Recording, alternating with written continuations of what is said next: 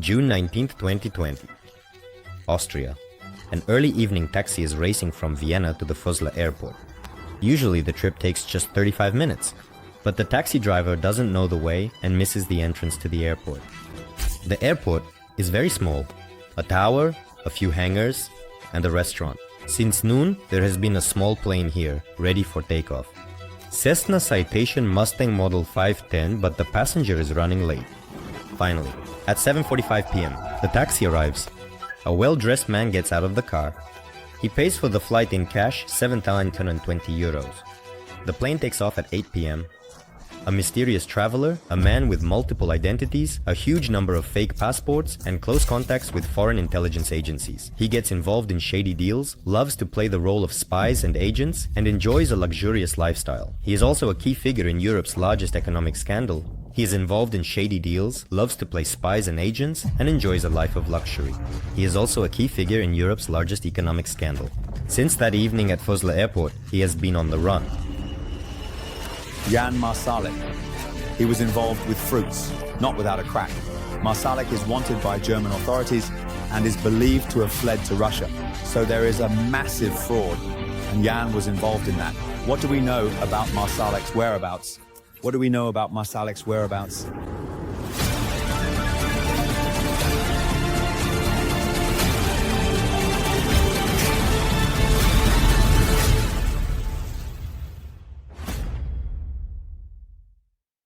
Wirecard was founded in 1999. The company was long considered Germany's answer to the Silicon Valley, a technology corporation for online payments, so to speak, the German PayPal, but for companies. At first, it processed payments mainly for paid websites and gambling establishments, but the clients quickly became more serious. Over the next few years, Wirecard experienced an incredible rise. In 2018, the company became bigger than Deutsche Bank. And eventually, in June 2020, it collapsed. It went straight from the DAX 30 to nothing. Dan McCram was the first to spot the discrepancy in Wirecard's numbers. Together with his team, he initiated the fraud case. On June 18th, auditors from EY confirmed that Wirecard was missing receipts amounting to 1.9 billion euros. The money that should actually be in the accounts in Asia. It's potentially possible that Wirecard AG, in the case of an extensive and large-scale crime, potentially became a threat. The very next day, on June 19th, Markus Braun stepped down as CEO.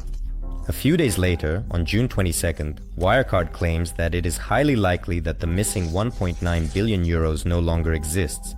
On June 25th, the company filed for bankruptcy.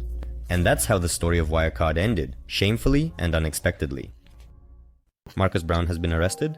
He has been charged with information distortion, market manipulation, breach of trust, and fraud involving commercial gangs totaling billions. However, the prosecution is issuing arrest warrants not just for him. The second alleged main culprit, the Austrian Jan Marsalek, is a board member of Wirecard, largely responsible for the business in Asia. The large-scale trial in this case has been ongoing since December 2022. In addition to the former CEO Markus Braun, the former chief accountant Stefan von Erfa, and key witness Oliver Bellenhaus are also in the dock. All the men are presumed innocent. However, the trial is taking place without Marsalek, as there has been no trace of him for almost 4 years. Marsalek is fired on the same day that EY reveals the accounting issues. Nevertheless, Braun asks him to go to the Philippines. There he should find out where the 1.9 billion euros went. Find out where it went? 1.9 billion euros. On June 23, 2020, he lands at Manila Airport in the Philippines. The next day, he travels 800 kilometers to the city of Cebu and then heads to China. At least, that's what the documents from the Philippine Immigration Service say, but something is clearly wrong. Jan Marsalek is not visible on the surveillance cameras at the airport when he enters the country. There are no flights to China on the supposed day of departure. Apparently, the immigration officers falsified the data.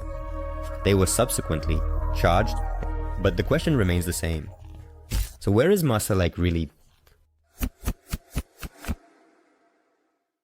On the evening of June 18th, the day he was fired, Marsalek goes to the Il Sogno restaurant in Munich. Here, he meets with 2 trusted associates from Austria, The first is Martin Weiss, a former agent of the Domestic Intelligence Service. The second is Thomas Schellenbacher, a member of parliament from the Freedom Party, FPU. Marsalek tells both of them that he urgently needs to go to the Philippines to sort out the balance issues with Aircard. He wants to fly through Minsk, Belarus. Marsalek hands them his passport so they can book a ticket for him. The next day at 11:56 in the morning, an email arrives at Minsk airport. The sender is an employee of the Minsk travel agency, Planet of Dreams. This is about the VIP entry of a special guest from Vienna. Attached to the letter is a diplomatic passport from the Caribbean state of Grenada. On June 19th, 2020, at 8 p.m., a small Cessna with Jan Marsalek on board takes off and heads towards Belarus. 3 hours later, the plane lands in Minsk. Marsalek presents his real passport at the passport control in the airport. A black Mercedes minibus with Belarusian license plates is already waiting for him. He is taken to the Hampton Hotel on Tolstoy Street in Minsk. The Minsk authorities don't know, did Marsalek leave Belarus and where could he be? By the time the prosecutor's office starts looking for him, Jan Marsalek is already a few days ahead of them.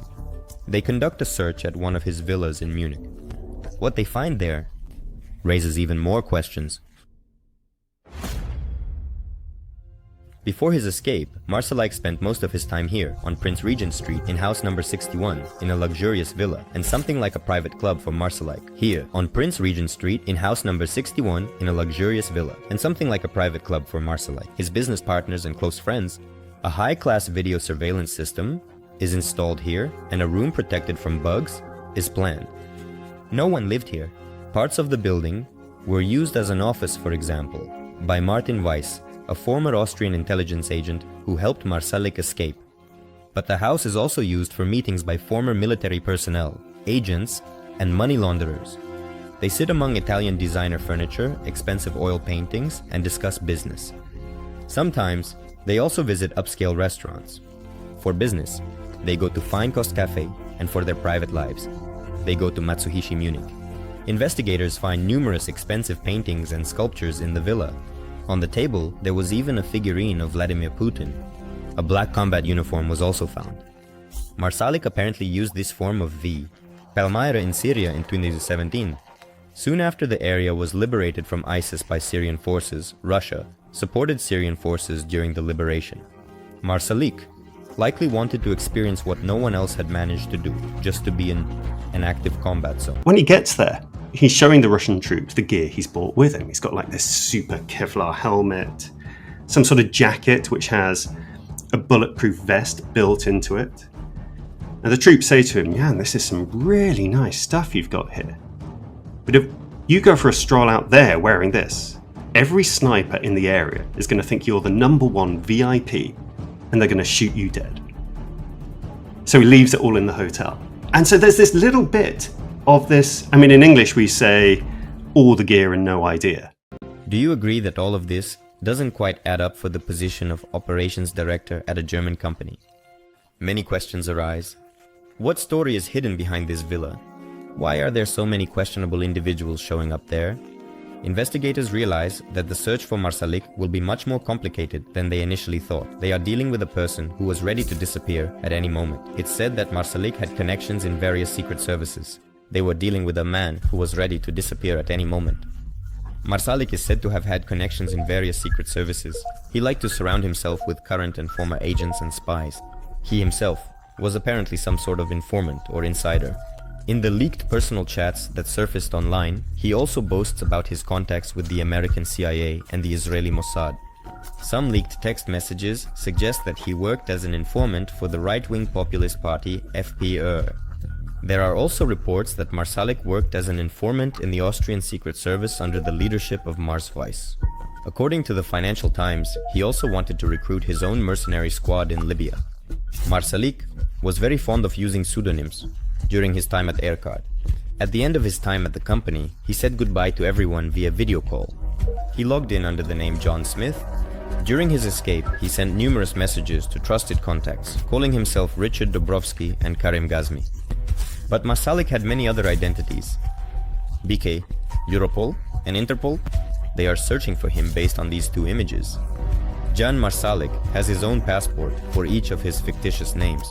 It's said that he left Belarus under the name Marsalek Mars when he fled from the country. I think 7 was the number that I heard, as well as having a diplomatic passport potentially from a country in the Caribbean.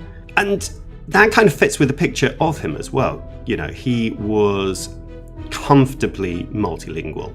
Went to the French school in Vienna, had a Czech father, spoke English perfectly, branch. He traveled a lot since 2010.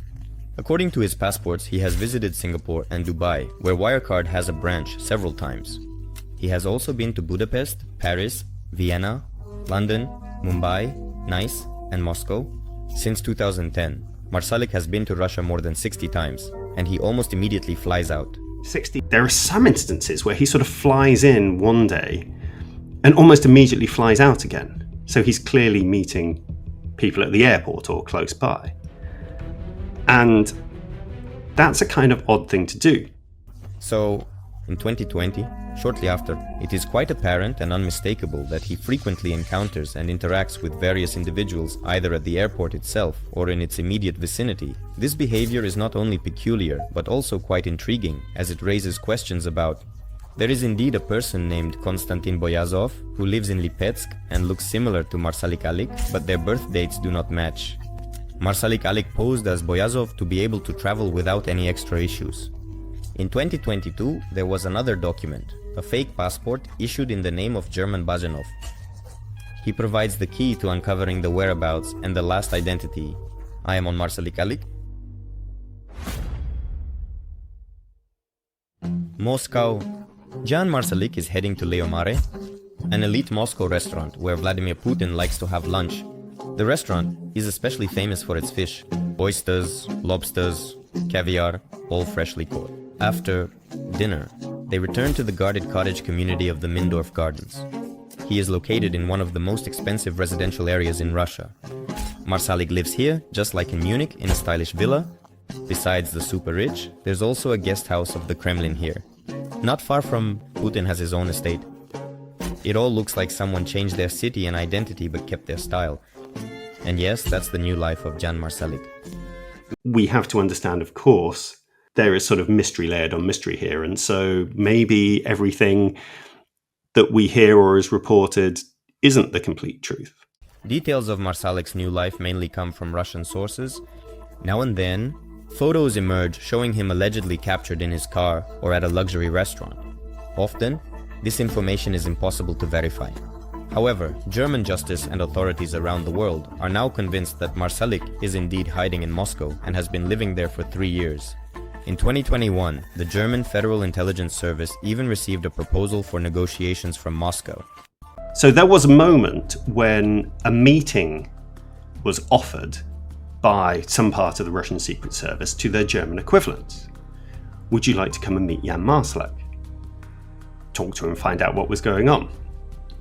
And they turned him down, I think because they realized if there was photographs or videos taken of German secret agents secretly meeting Jan Marsalek, the bad guy who's disappeared, that would just fuel a lot of conspiracy theory and, would raise more questions. So they turned that down. The German government has still not provided any information on this case. In 2023, a report from the Wall Street Journal reveals that authorities around the world are apparently aware that Jan Marsalek is a Russian spy.